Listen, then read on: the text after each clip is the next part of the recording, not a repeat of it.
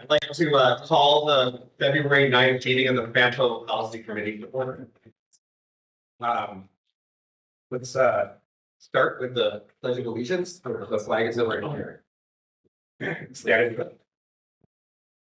Pledge of Allegiance to the flag of the United States of America and to the republic for which it stands, one nation under God, indivisible, with liberty and justice for all. Wow. Okay, let's move on to item 3, the roll call and determination of quorum. Mr. Leonard. Will McIntosh, Present. Crystal Hanu, Chris Jakubowski, Here. Jonathan Diggs, Present. Susanna Finn, present. Lori Reed, here. Greg Kenyon, Here. Janet Holmes, here. Drew Mullins, Present. Robert Schneider, Pamela Young, present. Keisha Evans, present. Joe Stainsby. All right, sure, we have a quorum. All right, thank you. Before we move on to the approval of the agenda, I would like to pull items 6C and 6D from the consent agenda and move them to items 8E and 8F because they require further discussion. C and D, you said? Yeah, 6C and 6D, the two of the 3 build grants. Do I have a motion? So anyone else pull anything from the, I'm sorry, do I have a motion to approve the agenda? That was a question, Chair. So are we going to be discussing E and F or are we approving? We're gonna be discussing and then taking a vote or not. Okay. Can we just clarify, do you mean 6 E and F or do you mean 8 E and F? I've been listening. C and D, moving it to 8 and. Hey, okay. So yes. Did you hear? Okay, Second. all in favor? Aye. All opposed? Abstentions? All right, the agenda is approved. Let's move on to public involvement. Comments and questions from members of the public are welcome at this time. Is there anyone present who would like to give comments? Mr. Bond, this is saying. That's right. See, that's a different venue. I'm not used to it. It's like, Right here. Okay. This is stuff. Then, are there any, comments submitted by the public prior to the meeting? Yes. Okay, seeing none. Let's move on to item 6, the consent agenda. Does anyone wish to pull anything else from the consent agenda? Do I have a motion? Second. All in favor? All opposed? Abstentions? In terms of the bylaws, one jurisdiction should make the motion and the second jurisdiction should second the I motion. believe, yeah, Mr. Supervisor made the motion and, sorry, hold on. I beg your pardon, I thought, people had that, Kevin seconded, I'm I think we're good. my bad. Okay, we're moving like a rocket ship here. Item 7, the FAMPO administrative report. So Mr. Alice. Thank you, Chair. This is also very short, so I think we will move like rocket ship again. Next slide. So, for those of you who haven't heard, in Virginia, we have some new leadership. The new Virginia Transportation Secretary has been appointed.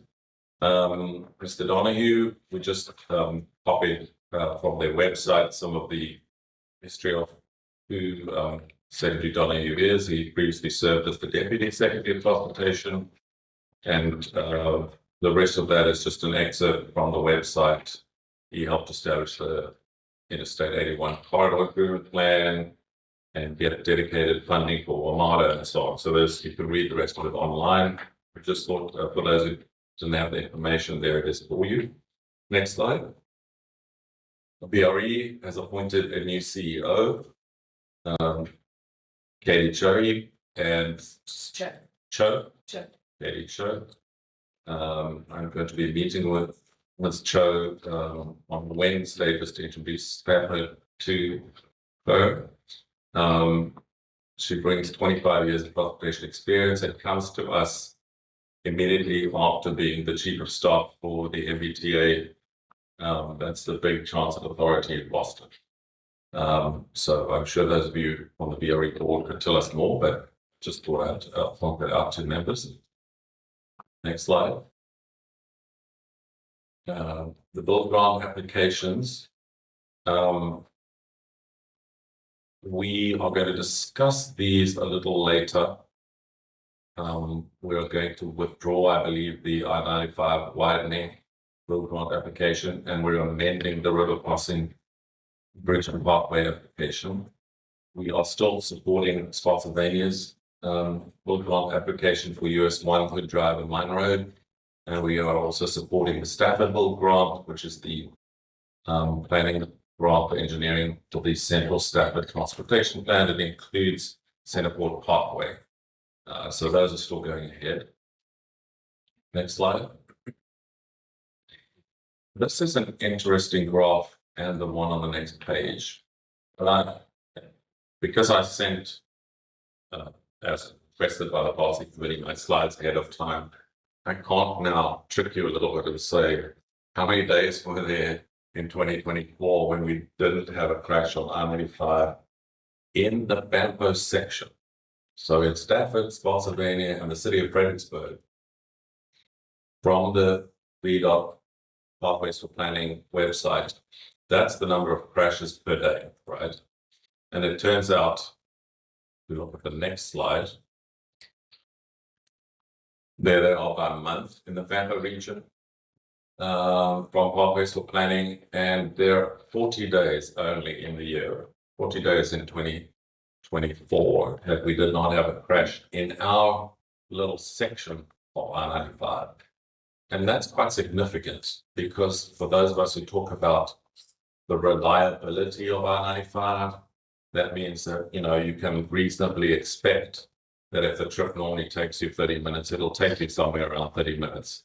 But I-95 does become unreliable when there's a crash. And the thing about this is just basically that one thing, that there were only 40 days in 2024 when we didn't have a crash. We don't have the full data in Pathways for Planning for 2025 yet, so we can't give you those numbers. But at least this is a 12-month period, and that's a significant fact for our region.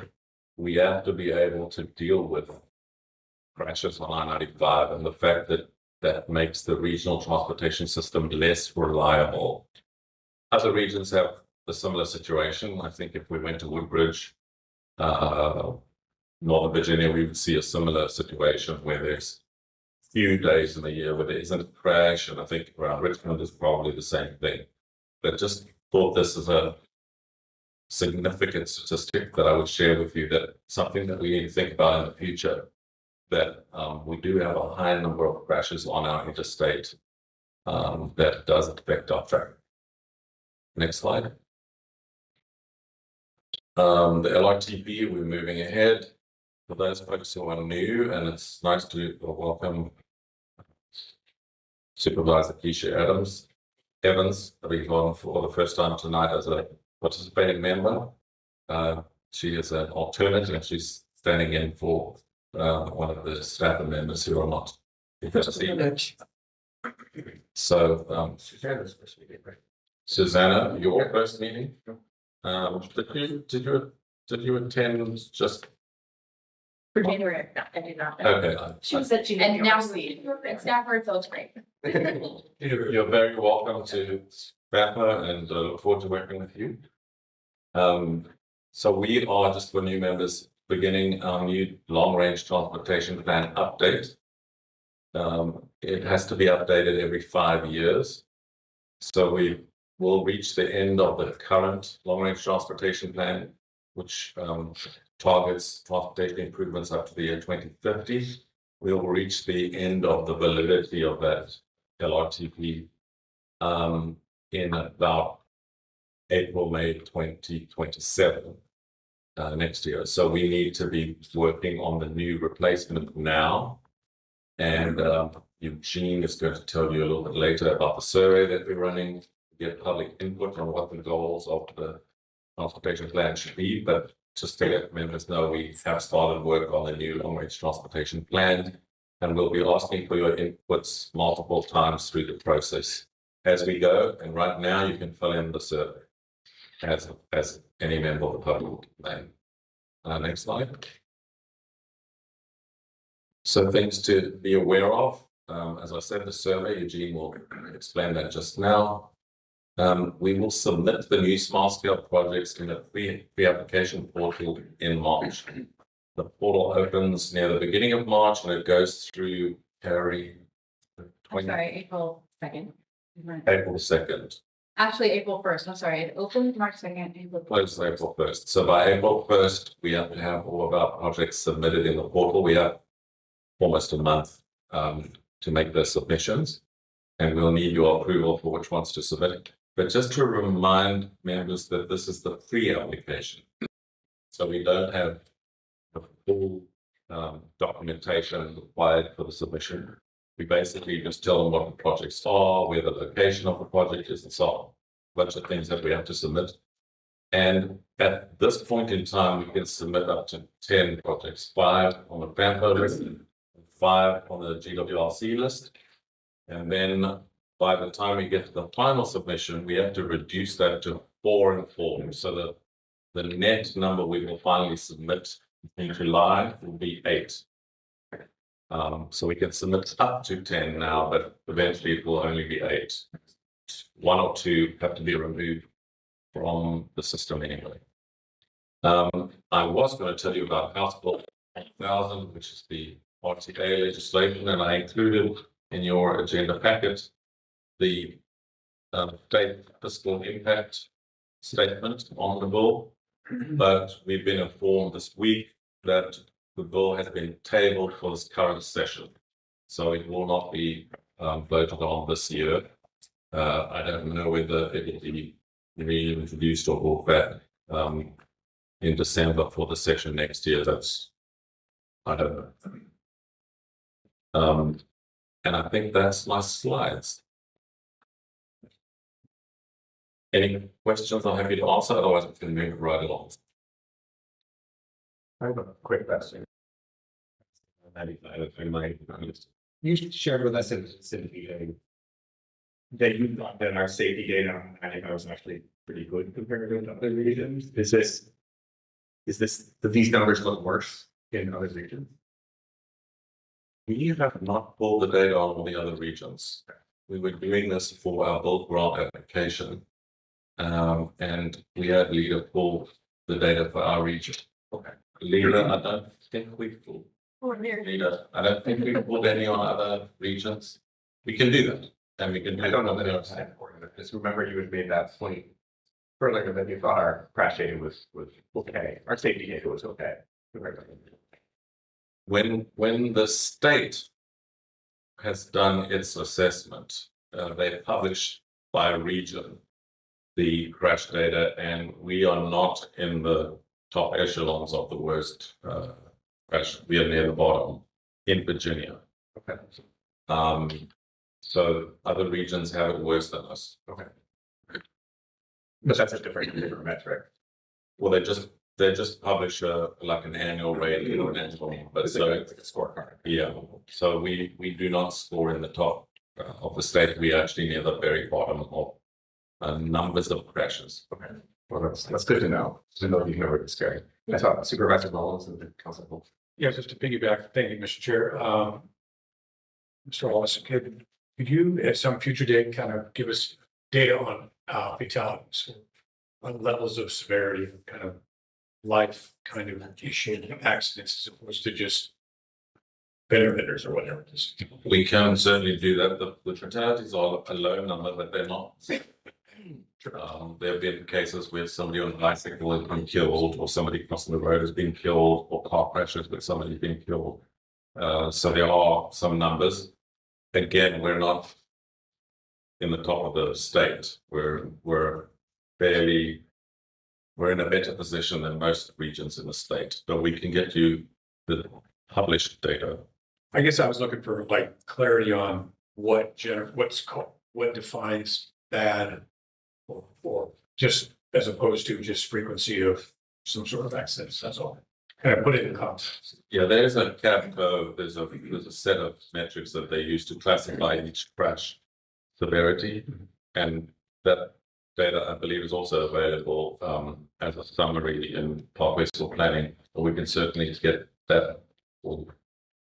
Don't take it as a task, or it's just kind of more of something to curious about. We could do it context, it's not difficult. It gets more difficult when you ask us to interpret the data, but when it's published by VDOT, it's easy to get a hold of. We'll get it. Councilor Holmes. Let's just, so this is, you said for all of, Stafford, Spotsy, Fredericksburg, Yes, the I-95 so section for. 126 to 140.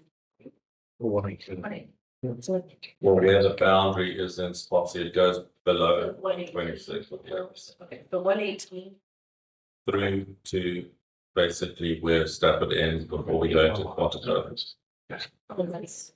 That's one. What's the one?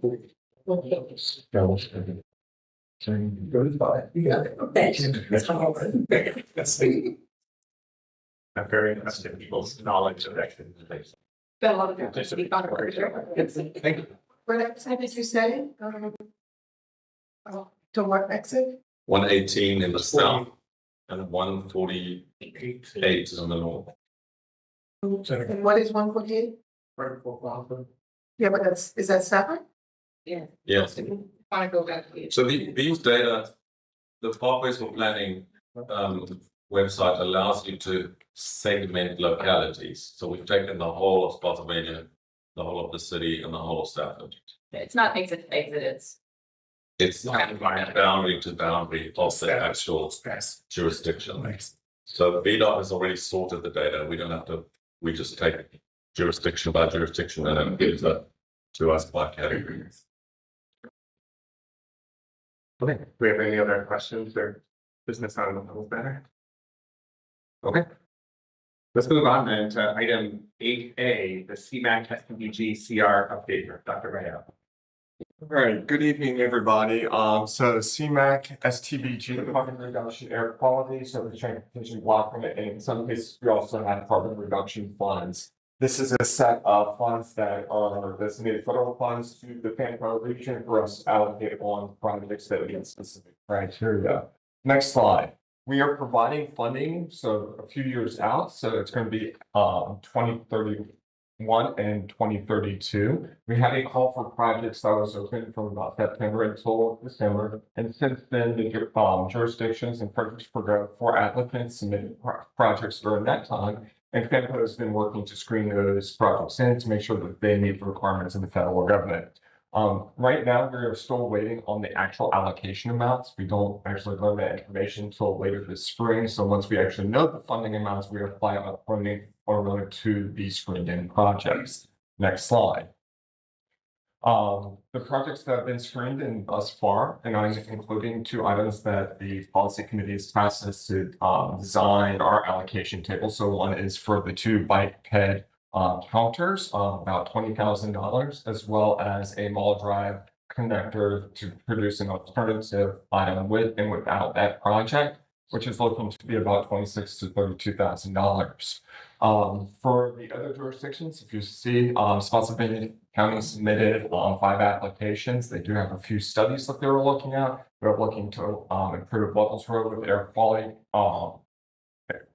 congestion management air quality funds, as well as the VCR track.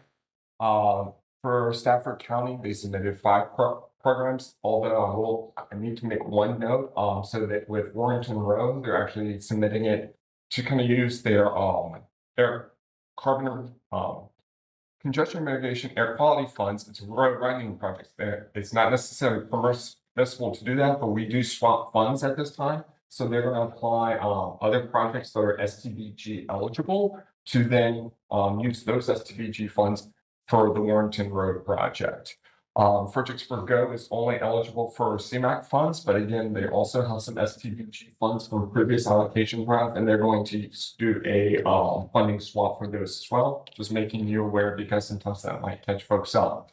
Next slide. I've got a question. Yes. Sure, yeah. Go ahead. So for the Mine Road bike path improvement sidewalk on the north side, can you tell me exactly where that is? And then, was there a study about who ride the bikes Oh. to that location? Okay, Eugene, I do have each one of these projects submitted out. Can we jump to about 5 slides or so? Sorry, we can do that. Oh, wait. A few more because we're in the Fredericksburg group. Warrington Road. Oh, there we go. So couple of questions. So you're asking about the Mine Road sidewalk improvement. This north side with the bike, it says bike, so I was wondering, was there a bike included in there or is it just the way how you? It's Sure. bike pad improvements. It just falls under. Okay, that. gotcha. Okay, so that, yeah.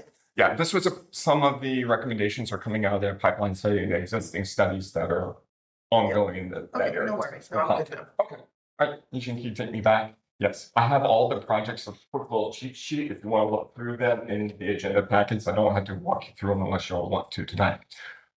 So, and then finally with Fredericksburg Go, they're looking to replace their ITS systems. I know this committee is often, wants to know about ridership data. Their system needs to have a update. They need to actually swap vendors because they've ended, their existing system is now end of life. And so they're looking to use, CMAQ funds as an eligible expense. And then with their community survey, this is something that they'll have to swap with STVG. We're going to perform the funding swap at this time as well. For the city of Fredericksburg, next slide. In our original application, they were looking to make improvements to Cowan Boulevard shared use path.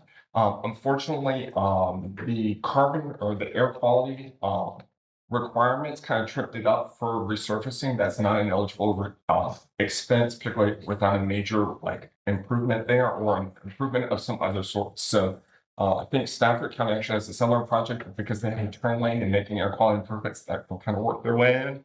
But during the screening project, as well as some other items that was happening with the TAP funding, we actually worked with city staff to swap a few other projects. So for their CMAT applications, their original loan is going from Cowan Boulevard, but now they're going to be applying those funds to the Gateway Boulevard shared use project. It's an existing CMAQ project, and so we're looking to fully fund or get very close to fully funding this program, as well as we're swapping some STBG funds to the Charles and William Street Race Intersection Project and a downtown connector OSARS report, operational safety analysis report. So those are the projects that we screened in. We're basically now kind of in a holding pattern. We're listening to some of our jurisdictions just because we are aware that every so often we'll get updates. So I'll move a few dollars here, move a few dollars there, depending on what the projects are doing. So we're listening to that until we get to the actual allocation. So we'll hopefully allocate the funds in March. If we go to the next slide, a little sum up page. We'll have that. We'll continue to talk with the jurisdiction staff just to make sure that we're maximizing the funding and keeping projects on schedule. And we'll have a full kind of my large spreadsheets that I like to produce for y'all to review later in the spring and adopt hopefully in May or June. So does anybody have any questions? I have a quick question about Yes. that OSAR report, outreach screening, assessment and referral. You mentioned Fredericksburg, right? Yes. That's specific to That is Fredericksburg, specific. not the entire area. Correct. That's for the Route 1, Route 3 to do a connecting road from Route 1 to basically the William Street Greenbrier area intersection. Okay, thank you. If you don't mind, can we have the real quick Cliff Notes versions of these projects? It seems like Sure. curiosity. Absolutely. Eugene, We let's were walk through our projects. Yeah. It's okay. Next slide.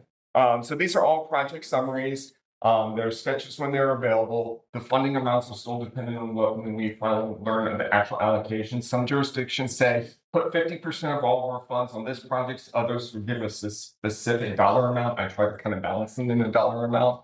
But please understand that until we actually know the actual allocations, the dollar amounts are subject to change. But these are the projects that are going to be recommended for allocations. Next slide. Sean, if I can just interrupt you a second before we get into the projects. Just to clarify for everyone, we as FAMPO staff do not decide which projects to submit. Each jurisdiction makes their own decision.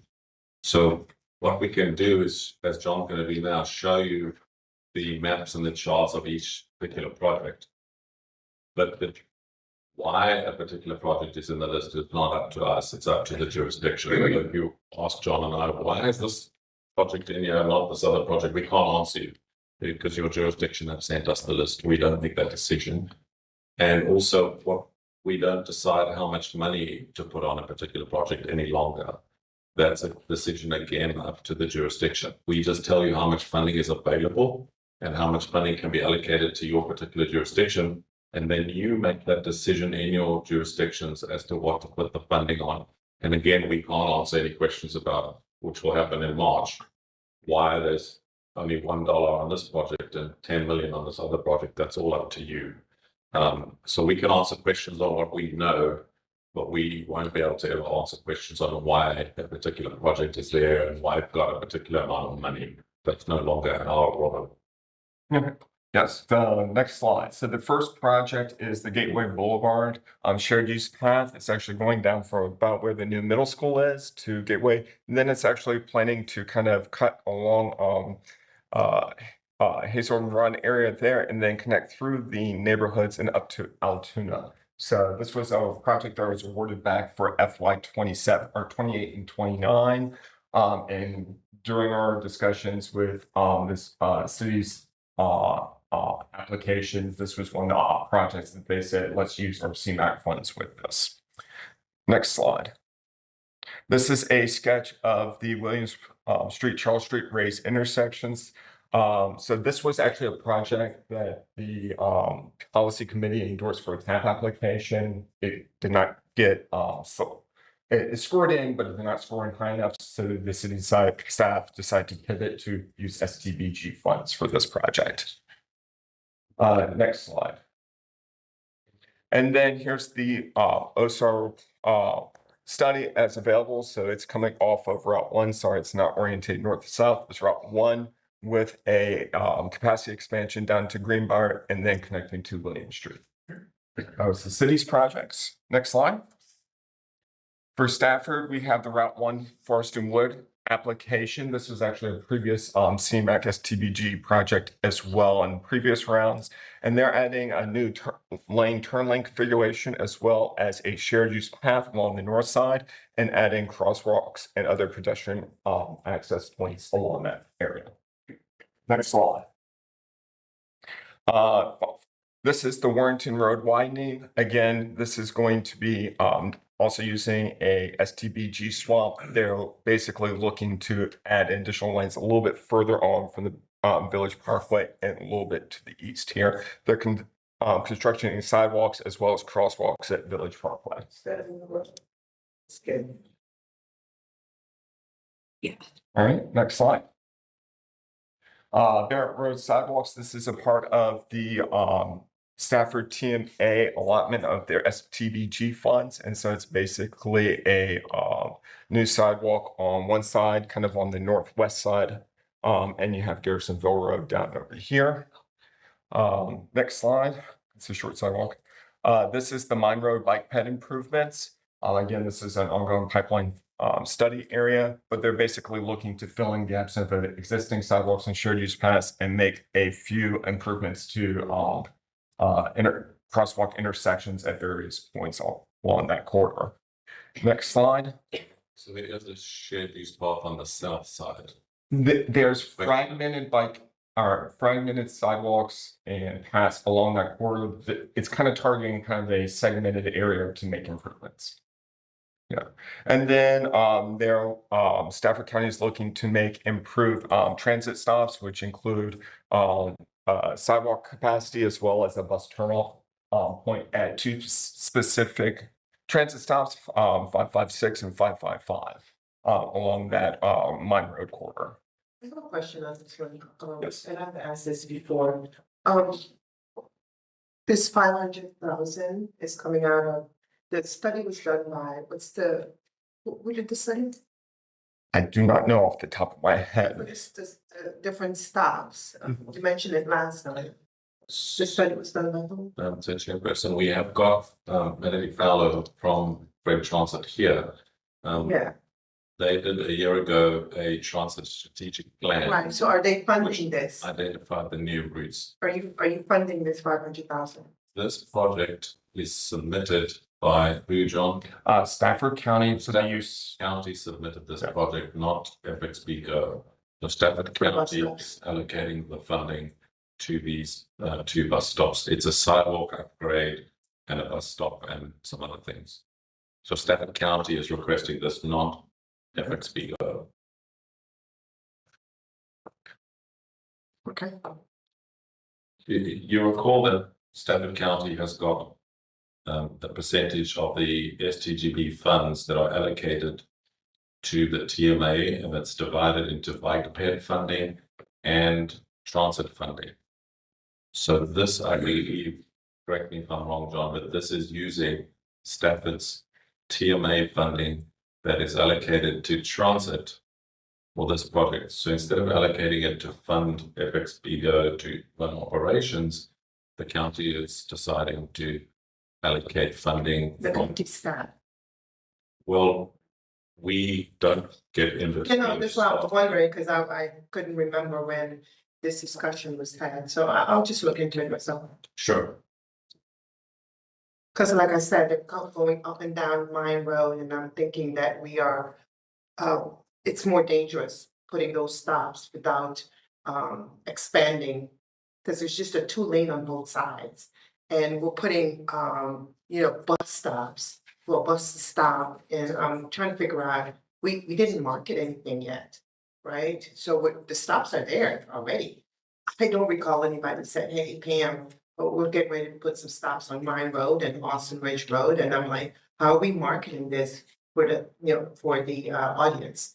And so it's just a question, I will figure it out. Do we want to put that question to? We discussed this at our last meeting, we had a conversation about it. Thank you. We can discuss it. Oh. All right, next slide. All right, in Spotsylvania County, they're looking to make improvements to the VCR trail, a connector here, along Harrison Road, to Salem Church. And it's basically on either side of the intersection, so they're looking to bring it, down and over, and this is tying into an existing, TAP project that's been previous funding. We are just funding a gap for that project. So, next slide. This is the Route 17 shared use path, so you have the Old Dominion Parkway. And it's basically following a new corridor section that we are finding existing funds for preliminary engineering. So it's not in construction yet, but this is basically funding the existing, funding the engineering for the project. Next slide. Again, we have the Route 217 widening project. Again, this is also including widening to 4 lanes and a shared use path, and enhancing bus stops at Dixon Park. And we're looking to fund we're funding a small shortfall. So it's about $137,000 for the remainder of that project. There was a smart scale, it was a smart scale project, right? So this is just covering a funding gap. Yes. Yeah, okay, thank you. Next slide. And then we have some intersection turn lane improvements at Route 28 Levels Road. And basically it's looking to extend the left turn lanes and then right turn lanes to that project and improve signal findings as well. Next slide. And then we have additional PE and studies that are going for us. So there's a triangle S study looking to study how Courthouse Road, Smith Station, and Forester Triangle, that roadway area operates, as well as a Thornburg preliminary engineering study for improvements along that area. And finally, we have a PE study for Harrison Road in Lafayette, which is the image below. It's a small little section that's connecting basically Route 1 and Lafayette Boulevard, which I think there's been previous cost escalations on that project in recent times. And so they're looking to ways to try to make improvements in a cost-effective manner. And also just to comment on those dollar values, Chairman, John, are those the requested amounts? Yes. So we won't know what the actual amounts are until VDOT confirms what the annual allocation is. And then we make those numbers available to the jurisdictions, and then those numbers there may change. Because we don't know, are we gonna get extra money this year, or are they gonna dial it back and give us less money this year? We'll only know that sometime late in March when they tell us what the allocations for this cycle are. And we've worked with the jurisdiction staff to kind of have, okay, here are the priorities, what we need to fund in near term, to how, where they need to move money forward, where they might need to move back. And depending on the final funding amount, fund this project first and then say whatever's left over, if we don't get 100% to the next one, go ahead, park the remainder money there. And we'll continue to work with staff. They'll see the allocation tables once we know. I'll have conversations with the applicants and say, this is what we know. What are your priorities? And give them time to provide input before we bring that final funding kind of chart and table to y'all for approval. Okay, any other questions on this? All right, we got it right. Let's move on to item 8C, please state's next step, Ms. Hinkle. We're not gonna do the. This one's going. 8B. Oh, shoot. Just kidding, sorry. I thought that's what we were. I mean, maybe you're tired of smart skills. Not the smartest thing I've ever done, probably. 8B, smart scale, please. When I don't feel bad when I arrived at FAMPO in Virginia, I'd never heard of smart scale because it doesn't operate like this in other states. Now you dream about it every night. All right, FAMPO Regional Smart Scale pre-applications. Next slide, please. All right, today or rather tonight, we need you to approve the pre-applications. No resolution, just a verbal approval. On the 23rd, the GWRC board will see the same list and approve them. On March 2nd, as we said, the portal opens. We'll be submitting all of the pre-applications. Need to do that, get everything in before the 1st. On June 1st, we'll have the full application portal opening. And on the 15th, I will come back to you asking for a formal resolution of support for all of the projects. And that will be the regional ones and the locality projects. Next slide. Okay, so this is our regional pre-applications, and we do have one change. Since we made this slide, we've got some more information. We are going to need to remove the Rappahannock River Parkway from this list. It's not going to be ready for round 7. And there'll be more information on that shortly. As far as the rest of these, they are the same that you saw last month. And if you have any questions about them, please let me know.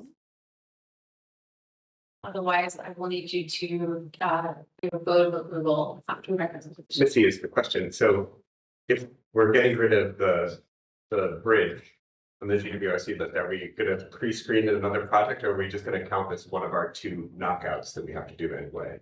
So we can't add any new ones at this point. Okay. What you're proposing to do, and VDOT thought this was a good idea as well.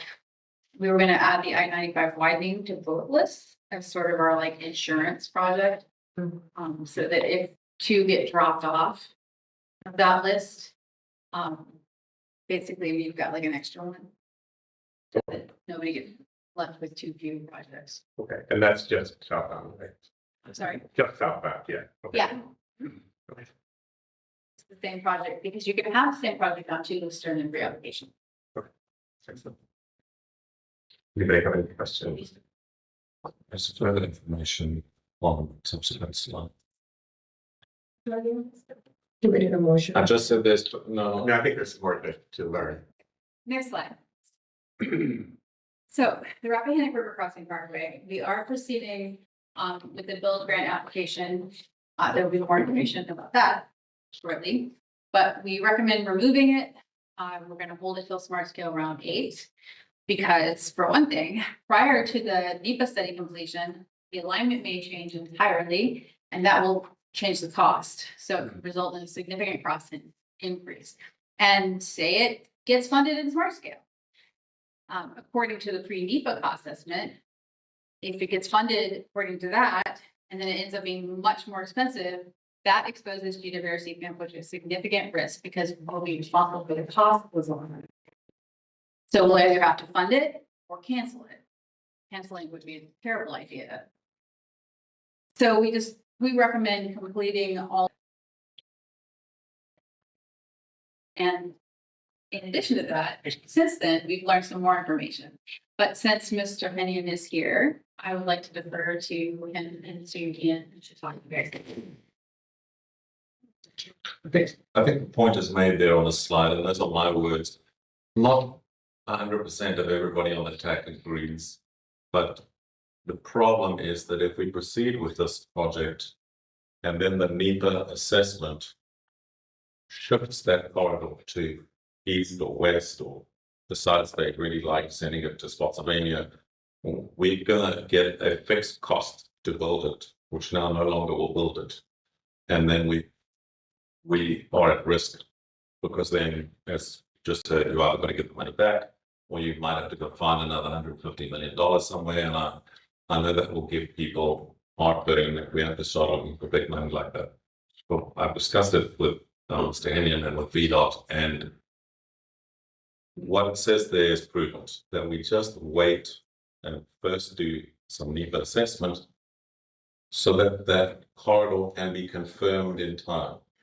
And when we've agreed the final corridor and NEPA certifies that that's going to be the corridor, then you apply for funding, because then you can tell how long the bridge is going to be. Because the minute you move it east or west on that valley, that will lengthen or shorten the bridge, and you don't know that information yet. We will know that information, but we won't know that information yet. And one of the participants in the NEPA study is the Army Corps of Engineers, and they do have some sway. If they tell you you can't build it there, you must build it, that has to be taken into account quite seriously. So having to give from Mr. Hennigan, but that's my view, and we've discussed it. I mean, I agree with. I agree with everything Ian just said. In a nutshell, this project has a floating scope right now. We don't even know where that bridge is going to sit. So going through this process at this time with this level of information, there's significant risk if you land in the alignment that you are currently identified as their preferred alignment. Still a lot of variables that still need to get figured out, and they'll have to get figured out on the back end, and that's all going to come at a great cost. Sure. Yeah. How long does the NEPA study take? How long is a piece of string, I guess, is the answer, because there isn't a very fixed time schedule. We've got Heather. No, we don't have Heather. Unfortunately, we don't have Heather.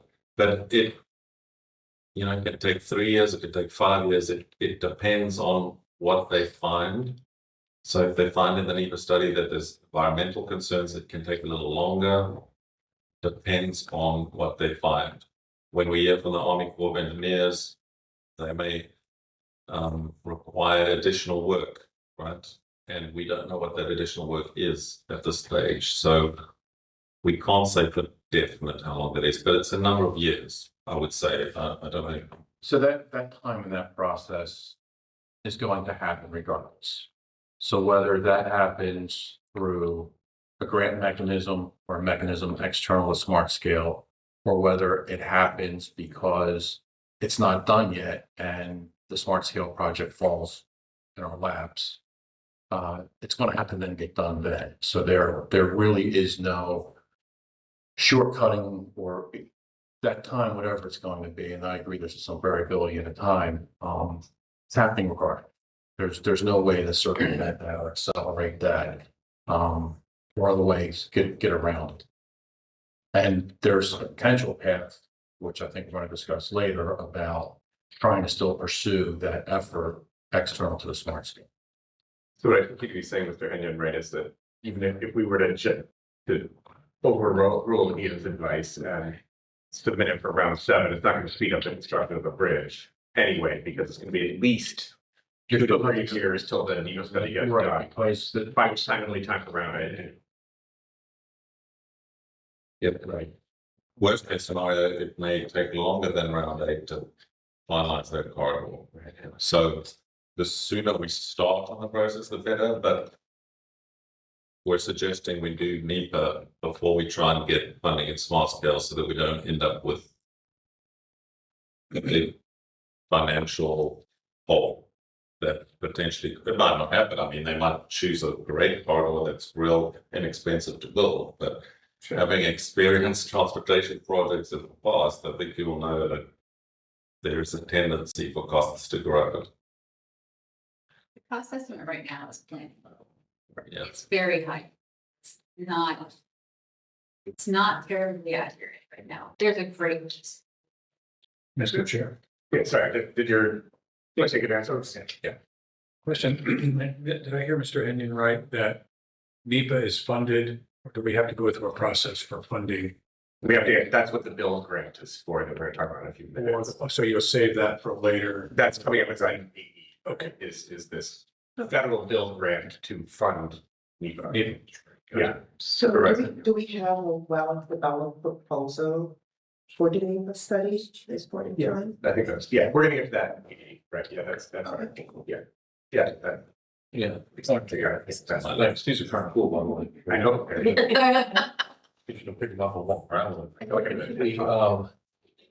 So that best case scenario for the public to understand is that if this were to hit everything perfectly, you're looking at about 9 years before this is even starting to be built. So this is not happening tomorrow. This is not happening anytime soon. It's going to take a little while for it to actually get going. Where do you arrive at that 9 years? You mean NEPA plus smart scale and. Well, if we money, well, that's what I'm saying is if you hit it perfectly with the next smart scale in 2 years, that's 2 years. Smart scale takes like 7 years to really start. Right. So there's your 9. Okay. I So was thinking it's gonna be built by like next year's. Give us some money. you missed last meeting. Do we have any other questions? Yeah. Are we Okay. anticipating and scoping the need for request as a full EIS?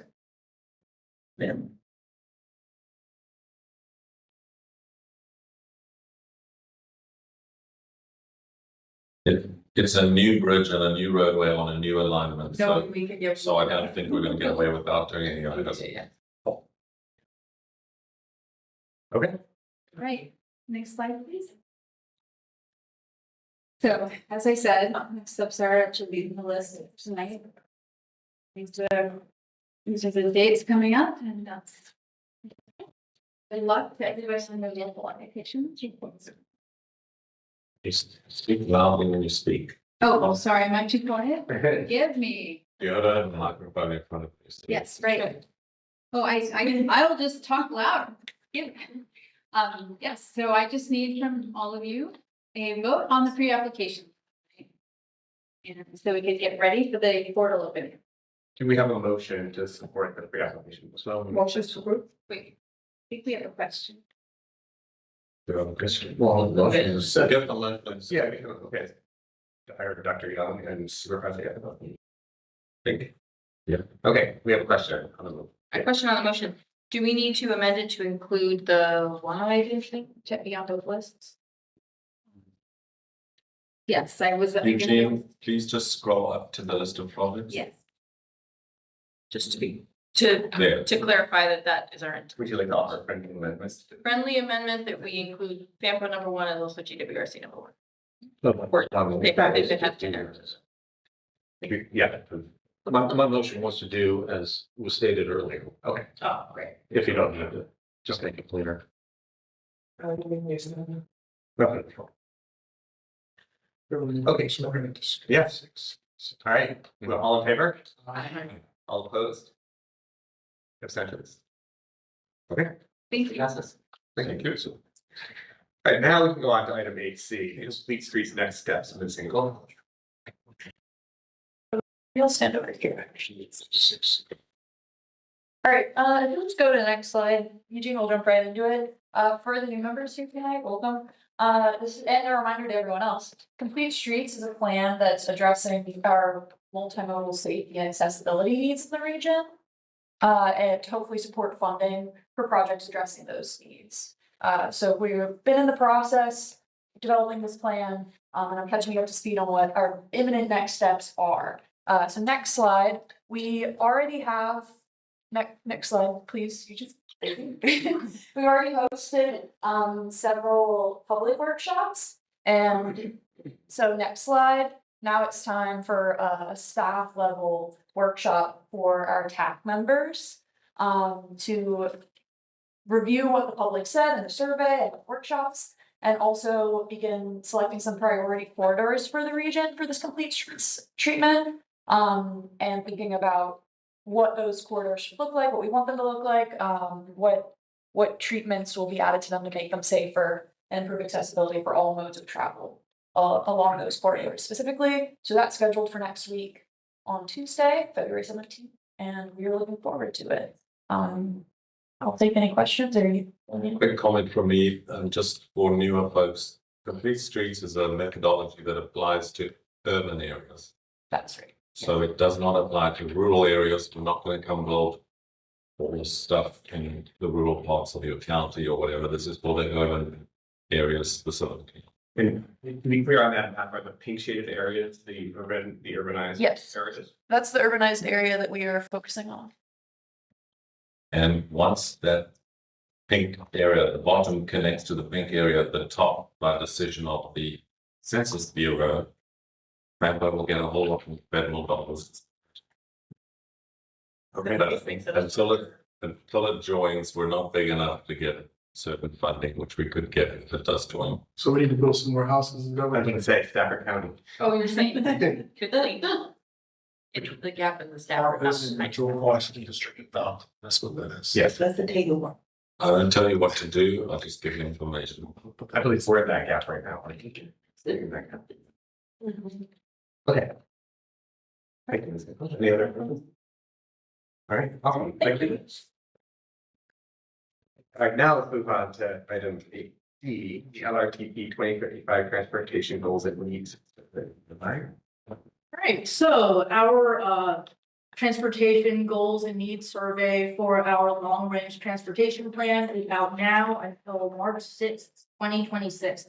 And we need all of your help to distribute the survey. We're using this survey to inform our goals and objectives of this organization for the next 30 years. We're also using, this plan also lists out the projects that we're going to undertake in the next 30 years as well.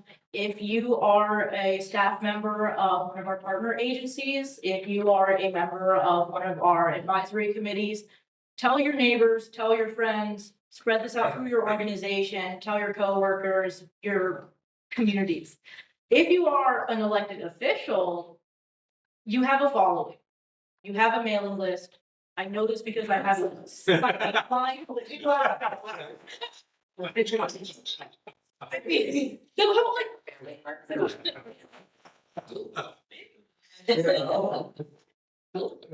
We conduct this survey only every 5 years. This is a huge deal. You want to hear the needs and wants of your constituents. Your constituents trust you to provide avenues to voice their needs and wants. This is a major avenue for them to go down. Avenue? Like transportation? You guys like the, yeah, about to get it. So during our river crossing survey that we conducted last year, when we presented the results, we had about 1,500 respondents.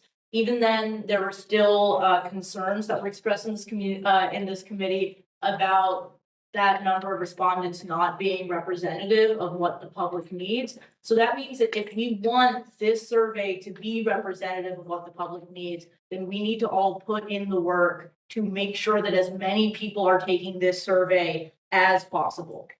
We've tried to make the process of distributing this survey as easy as possible. So what we provided tonight in the agenda, as well as tomorrow when we send our follow-up email, are 2 flyers that can go out on social media. We have also included text descriptions that you can use to upload. We have some copy and paste information on the LRTP, the survey, as well, and all of our social media links. So feel free to use that. If you want to use the flyers just as they are and upload them, go ahead. If you want to update them so that they better fit what your brand guidelines are, the kind of voice that you want to have, completely feel free to do that as well. Tonight, out front, in front of the, or right next to the name placards, we also have flyers and stickers. Please take those, distribute those out, literally tonight, right after the policy committee meeting.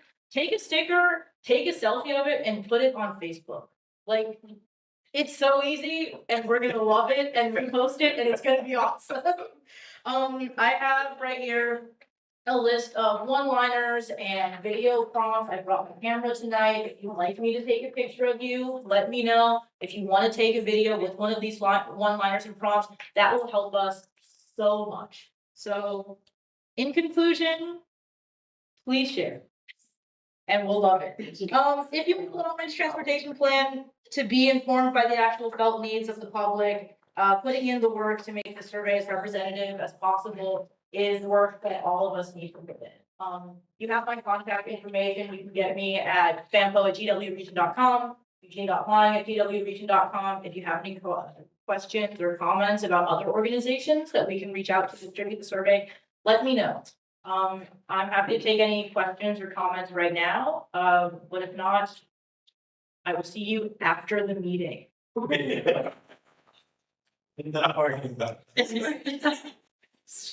I think after that, Mr. Chair, we should ask Eugene to solve the Middle East crisis while. All right, we have our marching orders. Let's move on to item 8E, which is the former 6C, the letter of support for the bill grant for the Rappahannock River crossing. Mr. Chair, attached to your printed agendas, there is a revised letter. And we would like to substitute that revised letter for the one that was sent out in your pack. The change is that we are limiting this application to doing just 2 things, doing the NEPA the tiered NEPA study and the traffic modeling. VDOT raised some concerns about this road crossing pathway connecting to US 17. And we need to do additional modeling of the traffic to see whether there will be any negative impacts of that connection.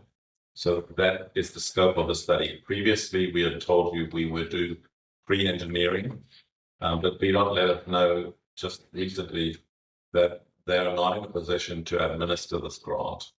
And so we, FAMPO and GWRC, don't feel that we have what's needed to supervise things like geotechnical work. That's not something that we typically do as a planning agency.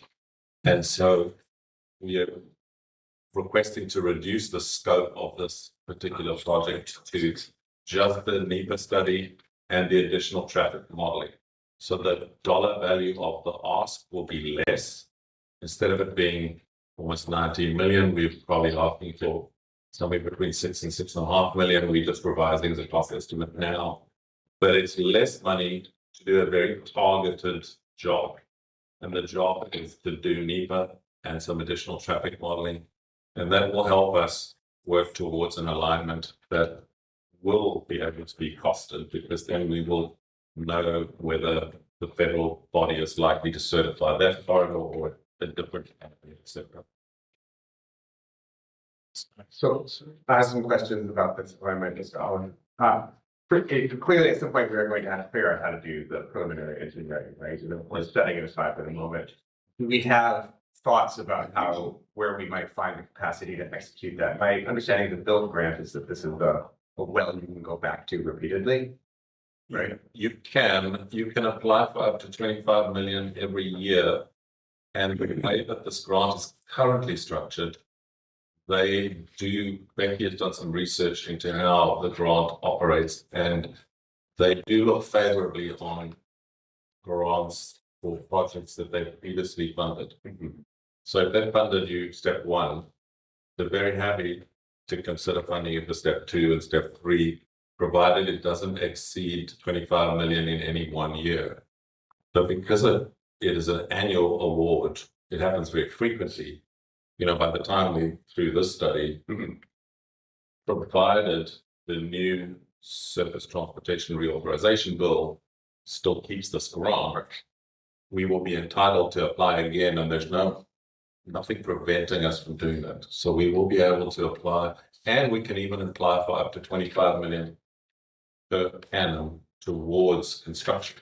So it's a grant which has phases, and they do, Becky, correct me if I'm wrong, but they do look favorably on you if they know who you are and they work with you on the phase before. So if they work with you on phase one, they will be happy to work with you on phase two. Obviously, the grant has to have merit. So you've got to show what the merit is and why they should fund you a second time. But they do like to fund projects they know because they've already funded them in the past. So I understand the concern about capacity constraints at VDOT and FAMPO to administer the engineering. But are we going to be in a different place in a year from now or 2 years from now? Like, do we have ideas about how to solve that problem, to find the capacity to take the next step? So I'm glad you brought that up. Okay, thank you.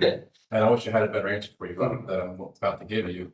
So this goes for both of the projects that have been discussed. Like, VDOT does not administer or support grants for studies. So to go down this bill grant process for this preliminary type work, these are things that are going to be, the expectation from VDOT's perspective is that the applicant will be administering the project. Now, what makes that in particular not a huge concern for where we are today with the river crossing is that another thing that VDOT requires is that VDOT self-performs multi-option NEPA. So because of that, if you guys go to administer a project, which is essentially figure out the NEPA, we're then going to come to you and say, well, okay, you guys can go with this and you're going to administer it, but you're then going to turn right around and give us all the NEPA work, which is why we landed where we landed. I'm having this discussion now, because there is a path. Something that's going to have to be discussed in the future is what does the path forward look like when this group wants to pursue the next steps, but you know, either they're going to have, either this group's going to have to figure out how to administer it, or they're going to have to figure out who else can administer it. Because, you know, until this gets tucked into our program, it's not something that VDOT, so VDOT is not going to come in and say, well, if you guys get this first bill grant, we're going to come right behind and pick up all the rest. So there does need to be further discussions over what that looks like. From where I see we sit today, I don't see where anything relative to those discussions should preclude or prevent the next logical step, which is this NEPA effort from going. But that's a problem still to be solved, the engineering Yes. level work. When we've done the NEPA, we will be in a better position to put together a smart scale application than we are now. Mhm. So we will then have clarity about the corridor. We will have clarity about any additional environmental things which crop up during the NEPA study. We will have finished the modeling around the intersection that is of concern to the district. So we will be in a position to construct a smart scale application that doesn't have some holes in it. Mhm.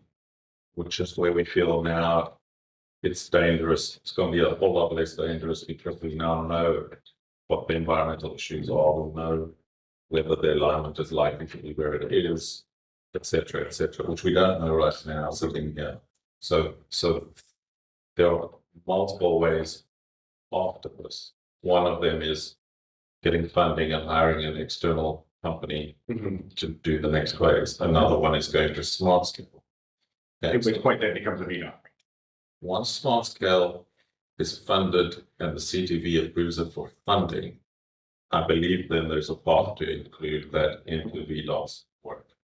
Because it then is a small scale project like any other small scale project. Some small scale projects are administered and implemented by the locality, right? So there is some work to be done to work out who's going to own the project for the implementation phase.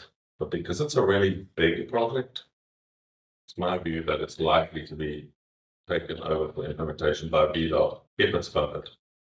Because it's a very big project, and I don't think the city, for example, would want to take that on as the city. But there's some negotiation that happens around that, which will happen at a much later date. Councilor Kramer, sorry, you had a question. Thank you. Yes, I have a question. Could you just give me a little more information about the impact analysis that this is being kind of scoped down to focus on? So is it purely on what the potential connection at 17 and the new crossing would look like? Or is it about whether or not 17 as a whole handle what is potentially invested? Because one is much more killer than the other. So this NEPA assessment is not a build no build assessment. It's a multi-part analysis. No, I'm sorry, I thought the traffic modeling of 17, the impact on 17. Oh, that- yes.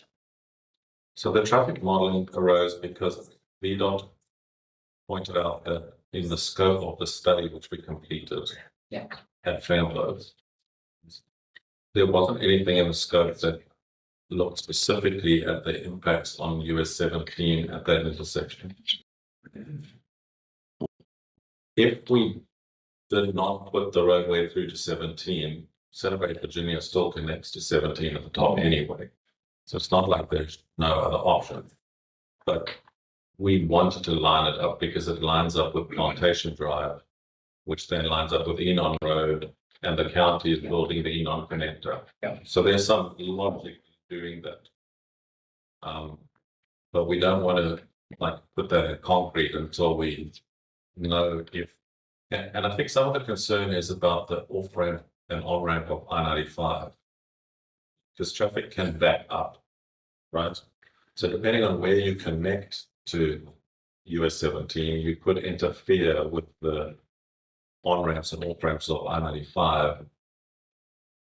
For that reason that we kept the river crossing from connecting to Sanford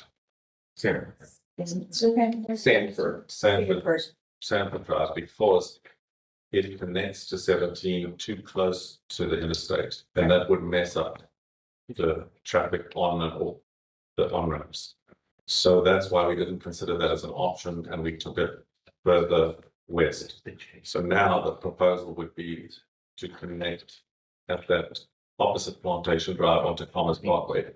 But still, people said to us that we need to do some more work modeling the traffic impacts if we do that connection. If we can't do that, the alternative is then to go all the way up to the top of Celebrate Virginia, which then connects to 17 further west. So the question is, can we build this connection without causing a bad impact to the interchange of I-95? And so that's what that's all about. It's really about where does it connect to 17 as it relates to 95 comps, whether or not 17 can handle it, where. Yeah, and we think FAMPO that a significant amount of the traffic will cross over 17, won't get onto 17. So we need to work out whether that is in fact true.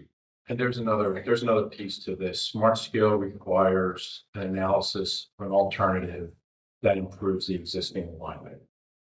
So that's just a requirement of smart scale. So if this is being done to inform smart scale, that works necessary for that purpose as well. Okay, that's good. Okay. All right, so we need a motion to approve this letter of support. Yes, right? Yes. Okay. All in favor? Aye. All opposed? Good name. Same. All right, motion passes 2 nays and 1 abstention. All right, now we're moving on to 8F, which is the former 6D, the letter of support for the bill grant for the Spotsylvania identified West 8 lanes between 130 and 106. So Chairman, with this particular project, our recommendation is to withdraw the application. VDOT also indicated that they're not in a position to administer this project. And we had a long discussion with Spotsylvania staff and with VDOT staff and so on about what an alternative look like with this project. Is there a way we could do it differently? And essentially, because VDOT is not able to administer it, it would mean either DWRC FAMPO staff needed to administer it, or the county would need to administer it. We didn't feel that we are in a position to administer this particular study because it's on the interstate and it involves a lot of stuff that we don't do at the office. I don't want to speak for the county, but I understand the county shares the view that we should park this particular application. Because we think the feeling is that if VDOT can't get involved in this, we need to think about an alternative way of getting this additional lane north and south on I-95 built. And there may be some other options, alternative ways of getting that done in this particular grant. I see. Yeah, Mr. Henry. So the discussion we had 5 minutes ago about what happens, this is what happens. This is the next step. So this is a project that has a fairly well-defined scope. Certainly close enough estimate, a good enough ballpark estimate for it to be good for a smart scale application that has been attempted in the past and potentially is going to be attempted in the future. It still needs engineering. This is something that we wouldn't administer going through this grant process. Ian just explained to you the difficulty of others administering it. But another piece I would like to point out here is that if the thought process is that the doing of more engineering is going to make the smart scale application more attractive, there's not a whole lot of innovation that's going to happen on this project. It's widening of lanes on a highway. So the additional engineering is not going to fundamentally change the parameters of what that project looks like. And, generally speaking, how that project's going to, meaning that it's a different pool of projects it competes about. There, at some point, there could be tweaks as to how the scoring gets evaluated. But I don't personally believe that engineering efforts spent today is going to necessarily, quote unquote, help this project score better and in a smart scale. That's the ultimate path forward to turn this into reality. Would it make the smart scale application cheaper in the future because some of the engineering work has been already done? Well, yes and no. So if you look at it super quick, maybe it knocks several $1 million off of what's going to be a very large project, and it's going to, shave a percent and a half. But then if it sits around for a while and it still hasn't been turned into a project and becomes a project, all that re-engineering has to happen again. If design standards change, if we surface that 3 or 4 times and now we have to go out and get additional survey, that you can't just put it in films and it lets it indefinitely. It does have a shelf life as to when something, if we're dealing with traffic, the traffic's going to have to get relooked at. So to answer your question, yes, it would not be a large change relative to the cost of the project, and it's one that would expire eventually as we got further along away from when that engineering happened. Mr. Chair. Yeah. So basically, this is something we don't want to pursue. So, that's, I think different people have different opinions. I don't understand from my perspective what you gain by pursuing, what tangible things there are gained, but the smart scale application, it's not competitive, it's not quote unquote scoring well, but it's certainly a very viable, you know, it's a good application. There's nothing, it's not like the river crossing where you have all this risk because we don't even know where the line is going to go. You know, it's a well understood project that's being submitted then. So to me, I mean, what it sounds like is, let's say we got this money. And you guys aren't supporting this project, right? So basically, I guess what I'm trying to wrap my head around, I think it's a waste of time and effort to even go down this road. I think that's the staff. Yeah, okay, so Yeah. that's it. Yeah, So, Mr. Chair, I have a question. sure, yes. My fourth grade education has failed me clearly in comprehending some of what you're That's saying. not fair. But it's not, why isn't it? And it kind of goes more to what you were saying, sir. And I'm not making a case for doing it, but why wouldn't engineering study, this is a pretty straightforward thing, it's earth movement. Unless, and how often are our standards going to change realistically, you know, that are going to have that much of an impact? So doing a study right now, and if it's done, doesn't that help at all if funds or priorities change and someone does want to look at extending those lanes and that study's in the books? So it's not really, you wouldn't be really doing the study at this point. You'd really be doing additional engineering on the engineering that's already been done. And there's been a significant amount of engineering done. Certainly, from our perspective, we feel that there's been enough engineering done, a lot of it, you know, by VDOT staff that supports that smart scale application today. So we can do more engineering. You know, if the engineering sits at quick scale, we can certainly do more engineering. But if the thought process is if we do more engineering, we're now going to get a better scoring project for smart scale. I don't see how we could make that correlation because I don't feel that this additional engineering is going to come up with any type of eureka moment that says, oh, it now has better cost benefit ratio because the costs have come down considerably. Or, oh, we learned something about the traffic or the impacts out there that we didn't understand at all. So now there's benefits there that we won't even cognizant of when we first put this together. So it's Yeah, you It's cleared it up done. now. What you're talking about is there's really no need to do additional engineering studies or engineering. There's enough. Well, until we have money to actually do the thing. Yeah, but I mean, it would be kind of a redundant application of funds right now then. And it sounds like there's also capacity issues too, which is that they're going to administer the engineering. That makes a lot of sense. And the other thing to remember is, let's say we reduce the cost of the project by $3 million by doing this engineering. The price to build this is going up by more than $3 million a year. So it's just the scale of the problem. The problem is, okay, we brought it from 150 million to 147 million, but next year the price will be 160 million because the inflation is bigger than the savings. So if we agree, then does this count as regionalism? I'll check it out. Yeah, for sure. That doesn't mean that this isn't a project that needs doing sometime. Sure. Well, it's in smart, it's on both of our smart scale. Yes. lists now, whereas the south house. Yeah, this might not be in the right approach.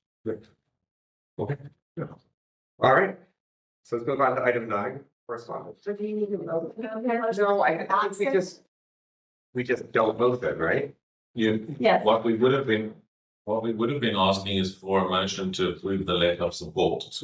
But in view of the fact that we're not going to proceed, we don't need a motion to support the letter. We're just going to let the letter fall. That was the crux of my decision. I'm trying to be clear on it because I thought we were going down that path. Instead of it. Thank you.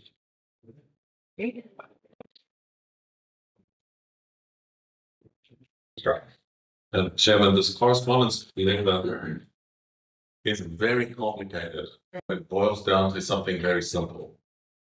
There's a thing called air quality conformity. And this letter is officially telling us something which we saw in the government documents in December, January, that FAMPO is not currently any longer required to do air quality conformity analysis on our long-range plan, on our constrained long-range plan.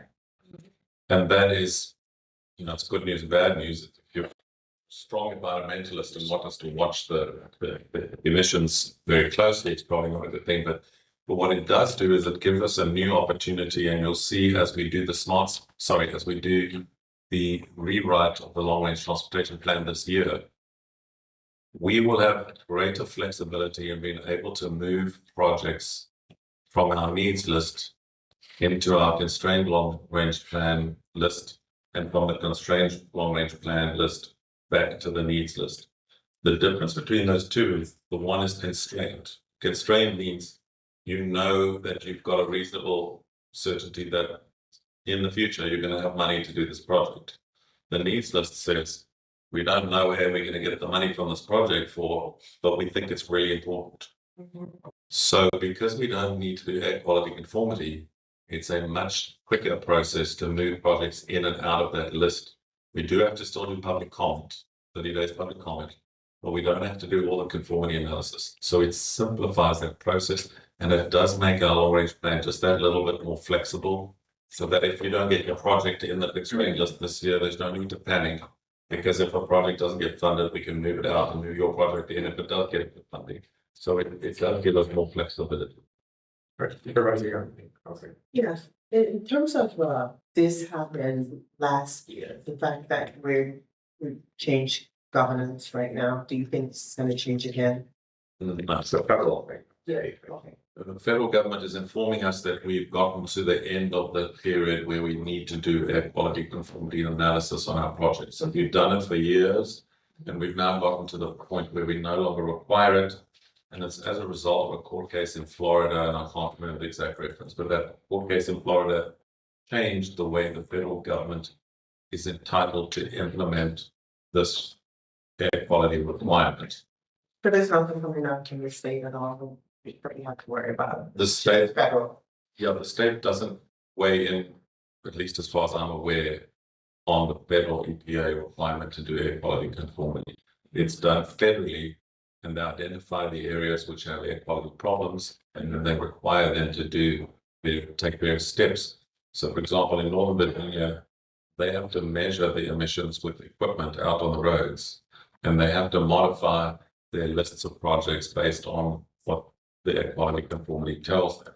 So we don't have to do that because our air quality does not require that at this point. Just a backup question on that, so just because it doesn't require it, are we at least trying to meet the minimum of our standards, just in case?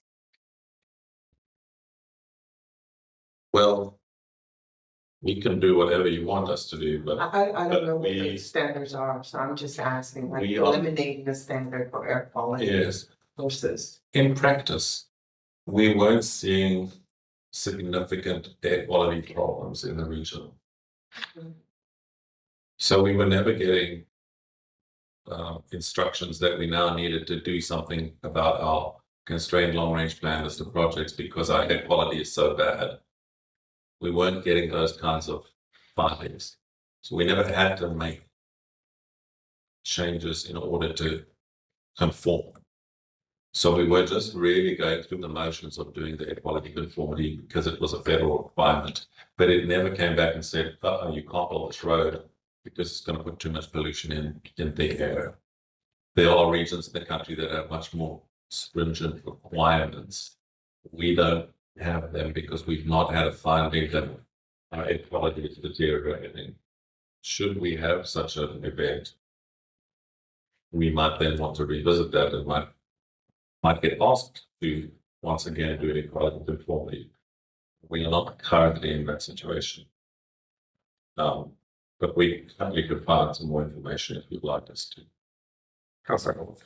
I'm good. Okay, Mr. Rollins answered one of those questions. We move on to item 10, the staff and agency report. I think we started on that. Yes, this bill was tabled And so it's no longer live and there's nothing really for us to do about it. I just, when anything new comes along, I just let you know what's going on so that you're all aware. But for this session of the General Assembly, they've tabled this piece of legislation, so there's nothing for us to do about it right now. Chair. Yeah. Ian, do you know why it was tabled? Supervisor, I don't actually. It was a 7-0 vote to table it, so it was unanimous in the subcommittee. Mhm. So it went to the Appropriations Committee. We have a subcommittee on transportation. And the subcommittee on transportation within the Appropriations Committee voted 7-0 to table it. I'm guessing it's because it has budget and taxation implications. And there's a new administration that hasn't yet put together their first budget. And now they're having to deal with these individual, because we're not the only one. The Petersburg area is also working on transportation authority. And I think my guess is that before we finished our first budget, we're being asked to allocate funding and do a taxation authority. We just want to wait until we've got a handle on the budget and our new budget as a new administration. But I can't say beyond that because I wasn't in a meeting. Yeah, I mean, as you know, Spotsylvania has opposed this in the past. So. She's exasperated. But, right, not, right, because of the population. Right, but I'm just curious, what's gonna, when it's gonna get legs again, and how they're gonna do that. If you would like me to, I can reach out to members of the General Assembly that are involved and ask them, but No, I don't think it's tabled, so it's not a big deal. I just didn't know if you had some insider information on it, that's all. we weren't aware of when the subcommittee was meeting, and so we didn't go down to Richmond. So we only know what we read about in the document. We're getting a legislative update tomorrow during our work session from our lobbyist, and he's been following this for us as well. So probably we might have some insight. My hunch is budget as well, but. Was the Petersburg one tabled in a similar manner? Petersburg proposal, I'm not sure if a member of the General Assembly in December or January actually submitted the Petersburg one, but I know they've drafted the piece of legislation, so they haven't. I'm not aware that it was actually finally submitted. Okay. So they may still be preparing their, need to remember to submit it. Mr. Bernard. Yes, there are 5 other funding bills that are pushing their way through the House and Senate right now. Looking at other statewide transportation, regional transportation, affects Hampton roads, et cetera. So I think from a priority standpoint, until those get settled out, and HB 1179, which is it's focused on transit funding. Northern Virginia specific for regional transportation options, but there's also statewide impacts. So that has been after a almost 2-year study.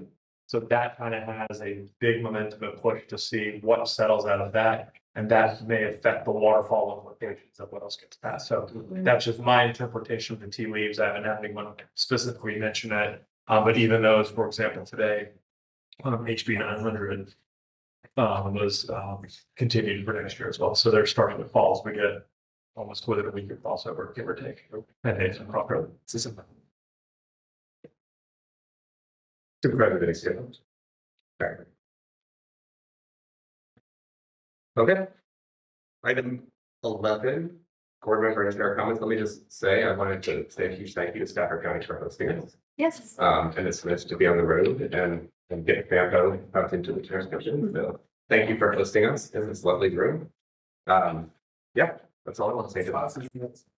I think next month we are back to home base and then Spotty after that. Yeah. Give us some time. See you all. They got it. They got it. Fix it up a little bit. Very nice. What? We have a Sorry, Yellow Road, where we're going. nice. It's a total. Are there any other toll roll chair comment? Any other comments from any members of the board? It's what I love to read this. Okay. Sorry. Yeah. All right, then, we are adjourned. Our next meeting, March 16th, back, at the old homestead on Ansley. Thank you. Thanks. Oh.